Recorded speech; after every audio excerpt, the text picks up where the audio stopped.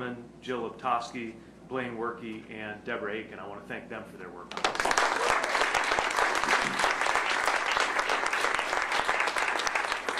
Not every day we have Ricky Revesz from OIRA in the house, so thank you to OIRA for, where did you get to? There you are. Hello. Thanks for all your work.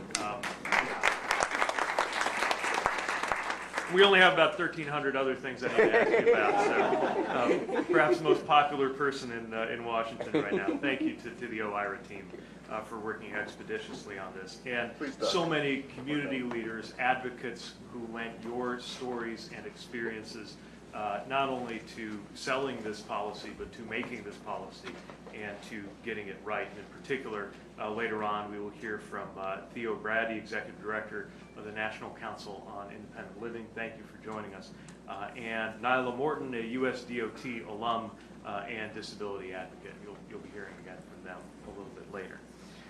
It's striking to reflect, this might be the last time that I'm with many of you as Secretary for a press event here at DOT headquarters. So it's hard not to think of the first time I was in this room, which was about 10 years ago when I came not as Secretary, but as Mayor, as our city's work was being recognized by then Secretary Fox.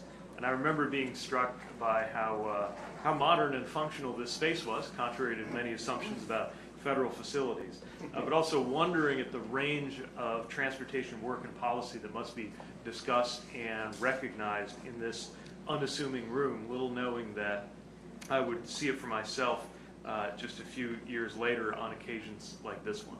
And this is an especially fitting one because it speaks to everything that is at stake in transportation policy, the very basic and practical nature of transportation, which is at the same happening at the same time as some of the most important moral principles that are at stake in any policy making, among them fairness and inclusion. After all, we're here to talk about the most comprehensive expansion of rights for airline passengers with disabilities in a generation. The core premise of all transportation has to do with access, how we access people and goods and places that we all need to connect with. People being connected with the opportunities that they deserve, the things that they need, the people that they love, is what our transportation systems and technologies and policies are for. And yet so often there is some obstacle or some failing in our systems, which means that this doesn't actually happen. And that has been especially true in the aviation sector when it comes to travelers with disabilities, especially wheelchair users. I have heard from people who use wheelchairs who describe no longer traveling by airplane at all because they have been made to feel like pieces of luggage when boarding an aircraft. And plenty of stories have been shared by friends, by colleagues, and by the public about mobility devices being handled recklessly and damaged, and passengers sustaining frightening or even life-threatening injuries when traveling by air. Based on DOT data collected in 2023 alone, there were 11,527 reported incidents of an airline mishandling wheelchairs and mobility scooters. Behind every one of those cases is someone left to deal with damage to a necessary, important device, one that allows them to move not just through the airport, but through their everyday lives.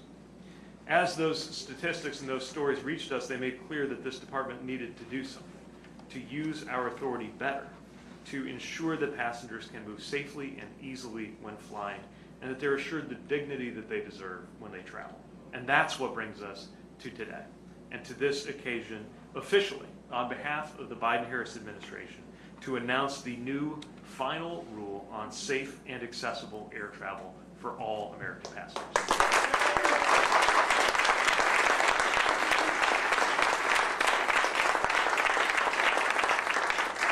This rule sets out comprehensive standards for prompt, safe, and dignified assistance to passengers with disabilities, especially for those who use wheelchairs. And I want to offer special recognition to the team that made sure that we got this rule done before our term here was finished, because the work you've done on this is truly a life changer. There are a number of guidelines that are spelled out in the rule. I want to touch on just a few right now. For one, airline employees and contractors will now undergo annual training to make sure that they are prepared to safely assist passengers who have mobility, disabilities, and that they can carefully handle passengers' wheelchairs or scooters during a flight. Airlines will be required to provide prompt assistance for passengers with disabilities, like having a wheelchair available near the door when getting off the plane. The rule makes it clear to airlines that all checked wheelchairs and other mobility devices must be returned to a passenger in the same condition as received, and that any damage sustained or delay in returning that equipment will be presumptively considered a violation of the Air Carrier Access Act, which is a move that makes it much easier for our department to hold airlines accountable. In the event that a wheelchair is damaged, the final rules offer passengers the choice of allowing the airline to promptly repair or replace the device and pay the associated cost, or allow the passenger to arrange for their preferred vendor to repair or replace their device, with the airline bearing the responsibility to transport the device and pay the vendor directly. The final rule that we're announcing today builds on actions we have taken over the past 4 years to improve flying for people with disabilities.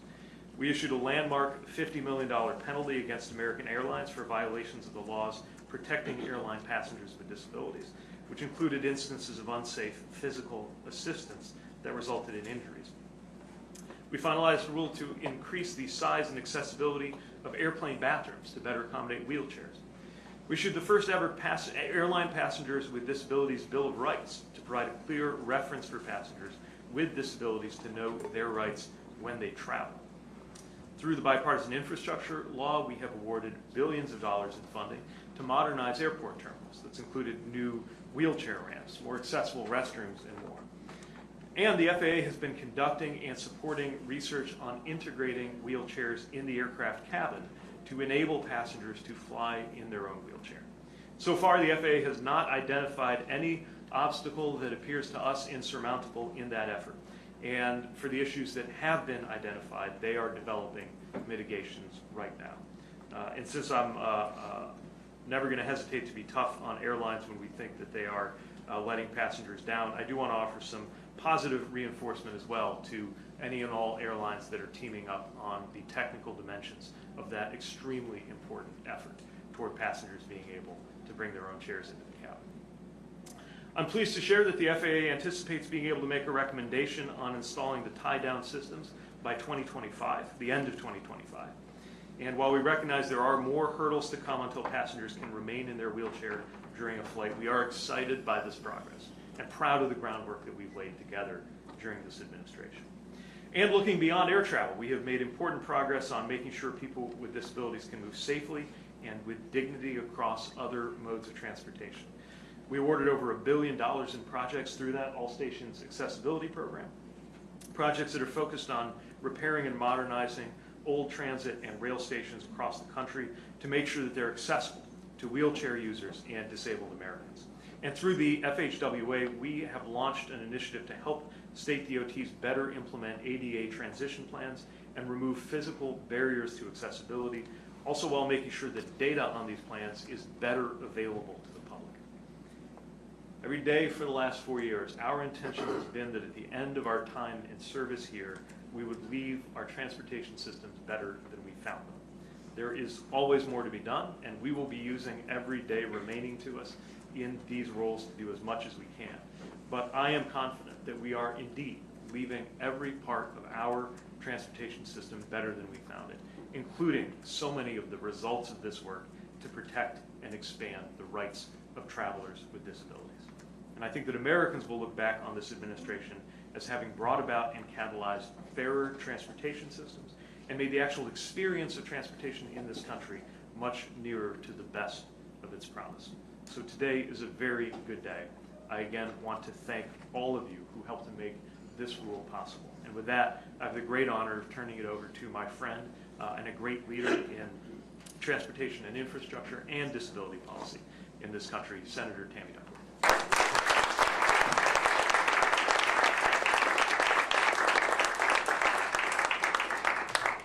Thank you, Mr. Secretary. Hi, everyone. It's such a pleasure to be here. And first off, I do want to thank Secretary Buttigieg for inviting me here today, and more importantly, for his continued leadership, looking out for all of those millions of Americans who travel while having a disability. You know, our wheelchairs and other medical devices are not suitcases that can be tossed around. They're my legs. They're the equivalent of our legs. They're extensions of our bodies, and they should be treated as such. But at this point, I don't think I can even count the number of times that an airline has damaged one of my wheelchairs. I guess it's about every third flight that I take. And I take flights every week.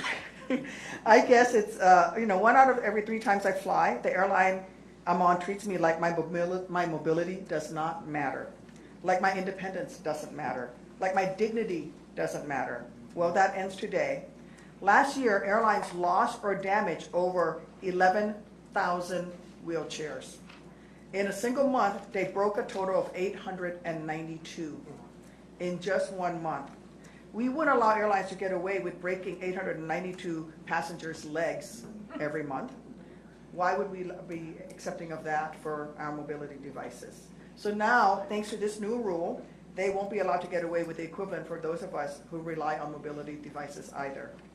Mr. Secretary, you did an excellent job laying out some of the specifics, so I won't go too far into the weeds right now, but I do want to say how much of a privilege it is to work with the Secretary and his team, including Kelly Buckland, who has been dealing with this since I first met him as a wounded warrior, as well as my colleagues in Congress on this issue.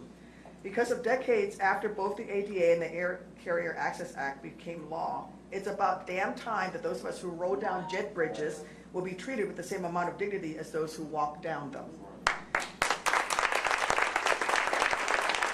Now, there will be, finally, proper training for the relevant airline staff and proper recourse when something does go wrong.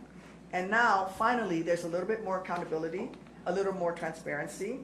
And now, finally, there's some consequences for treating those of us with disabilities as if we are of no consequence. Because the truth is, every American is just one bad day away from gaining a disability. And everyone should hope that you live long enough to need a cane. Our nation's rules and laws should reflect that. They should safeguard every American's civil rights rather than punishing the very people whom our nation has discriminated against for so very long. I'm so glad that today we've come a little closer to doing just so. But listen, the work is not yet over. I know a lot of folks with disabilities who for years have refused to travel by plane because it's just too hard, too traumatic, too likely that something will go wrong. And while this new rule will help address the very real concerns that people have, I also know that there's much, much more that still need to be done to make air travel truly accessible for everyone. Well, you've got my work that I will never stop doing that work, and I'm so grateful to have Secretary Buttigieg by my side as such a fierce advocate on the front lines, and even as he transitions away from this wonderful position he's in, I'll be calling him for help. Because I don't think he's going to be able to learn away from this, but I also know that he has embraced this issue and has become a nation's leader on this issue. And so I am just grateful to have him as my partner in all of this, and thank you to everyone for being here. Thank you, Mr. Secretary.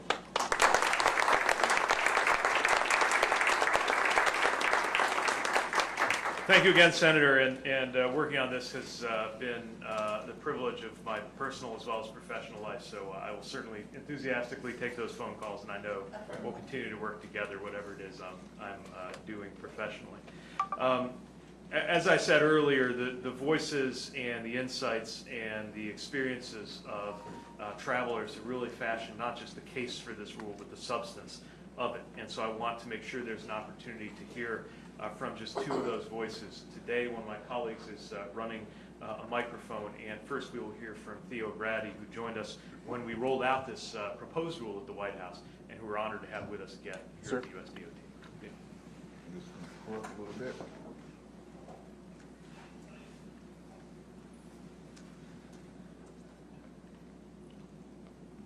Thank you, first of all, Secretary, Senator Duckworth, and as well as the great Kelly Buckland, for inviting me here.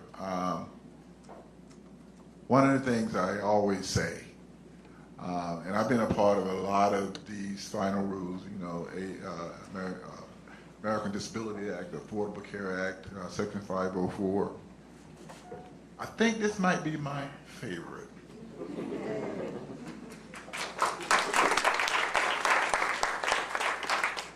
The reason I say that is because history always has a beginning, right?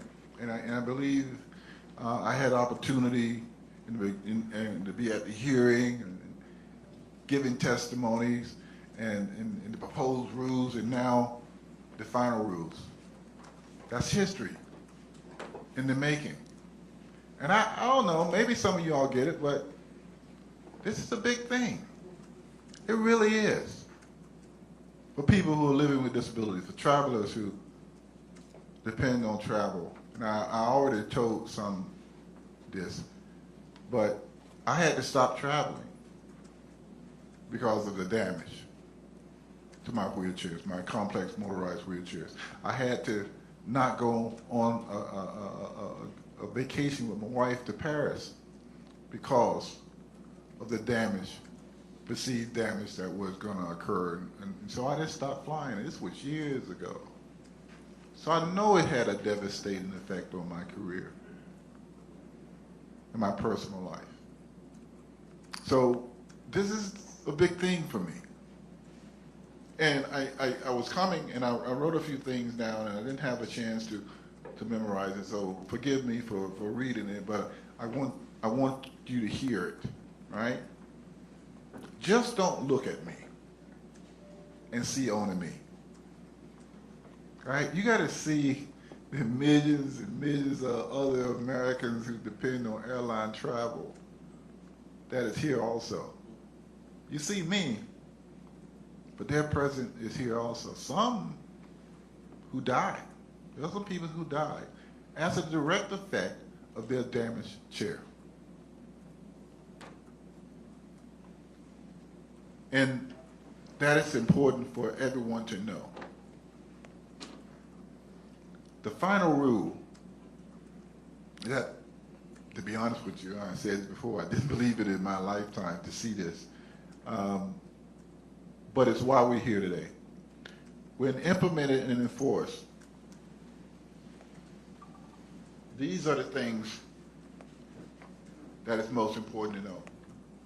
Motorized complex wheelchairs that cost thousands of dollars will no longer be carelessly destroyed. That's a big thing. No longer will it take almost a year to get them replaced.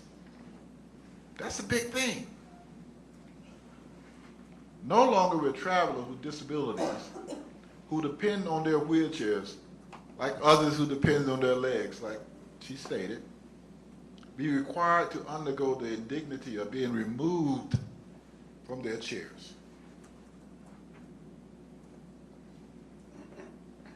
I can't begin to say how much of a big thing that is.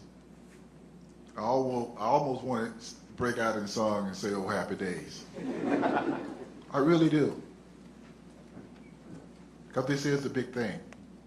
So again, I just want to thank Secretary Buttigieg and especially Kelly Buckton and the Biden administration for taking this kind of step, right? A lot of people don't understand the importance of transportation. They just don't get it because it's a normal thing for able-bodied people.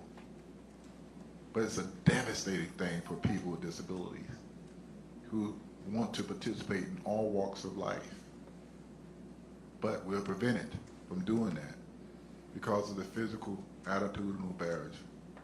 Now, I guarantee you that this final rule is going to have an opposition and people are going to want to do to change things.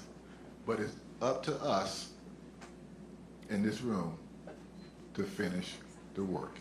Thank you.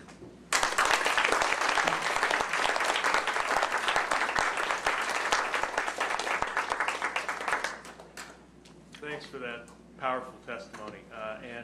Next we'll hear from Nala Morton, who worked here at USDOT, and the mic will come to her.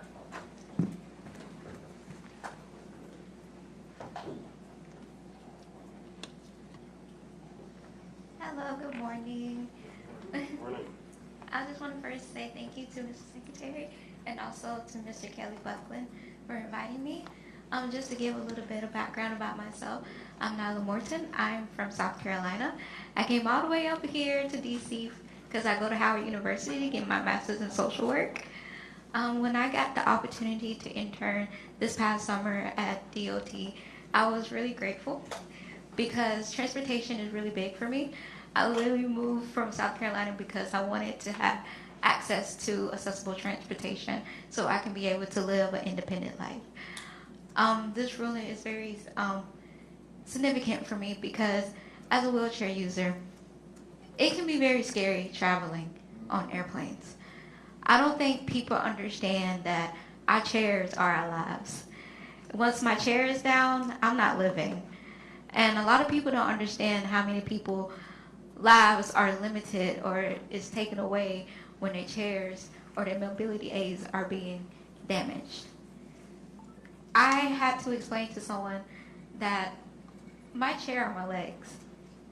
My chair is my way to get away, to get around, especially in DC. Also, when I'm working hard, making a change as a social worker. And when I don't have that, it's not a life. It's way bigger than what people say it's just a chair. You can't just go in Walmart and just pick up a chair. And also, I had to explain to someone that our chairs are designed for us specifically. That's why it costs so much. That's why it takes so much time for us to get our chairs. And I also want people to understand is that disability rights are human rights. Our rights are violated when our chairs are being damaged. Our rights are violated when our mobility aids are being damaged. We are people. Disabled people are people. And I'll always fight to make sure, because I'm also a disabled advocate. Every day I'm advocating to make sure people see us and hear us and know that we matter. Our disability isn't something that's bad or it's the worst thing in the world. It's just a part of life. As we get older, we all become disabled. But this ruling is very important because now people are going to be able to want to travel now in their wheelchairs. People should be able to travel with their mobility aids without having the constant anxiety of wondering if their chair will be damaged or if their chair will be in one piece. They should be able to relax on an airplane and know that their mobility aid will be in one piece. Nobody should have to sacrifice not going to special events or not being able to see family during the holidays because they're worried about their mobility aid being damaged. So with this ruling, I am happy that we are holding these airlines accountable, and I cannot wait for all the changes that's going to be made in the future. Thank you.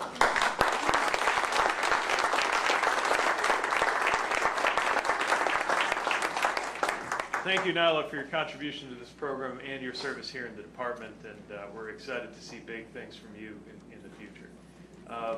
As we conclude the program, I just want to recognize and thank everyone again who is part of this. This is why we get into public service, whether it's as a policymaker or an advocate or a participant in public life in any way. The point of politics and policy is to make everyday life a little bit better, and I think we have taken a step together that will make it a lot better for a lot of people. So thank you for your contributions, and the work will go on. Thanks very much. Secretary Buttigieg. We have some time for some pictures with the Secretary and the Senator. Our lovely colleagues from the Office of Public Engagement will help organize a photo line. I'll leave it to Dawn to organize. If you'd like a photo. You really are the most popular man in Washington. Wouldn't you want your picture with the Secretary? Believe me, I love people who believe me, I'm not. Might be on the other end. Yes,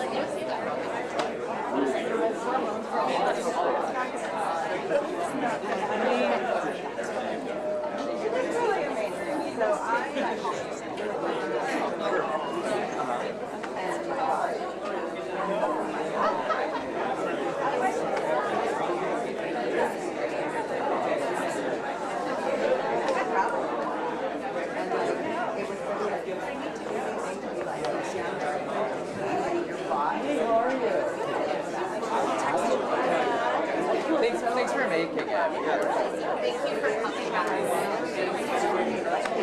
I'm glad you can make it.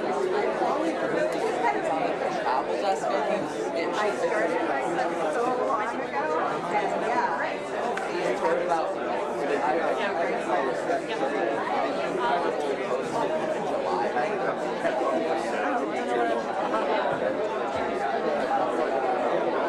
Yeah.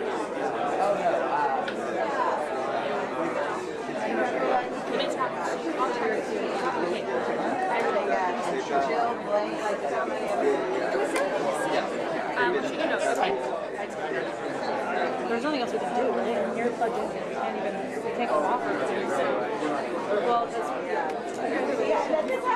yeah, absolutely. I'm just trying to figure my way out. So quick. I know.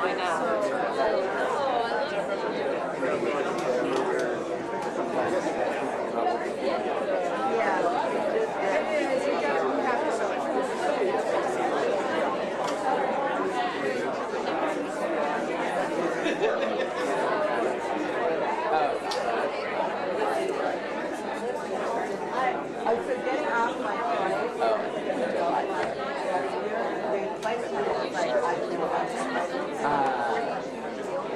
Are you gonna write out?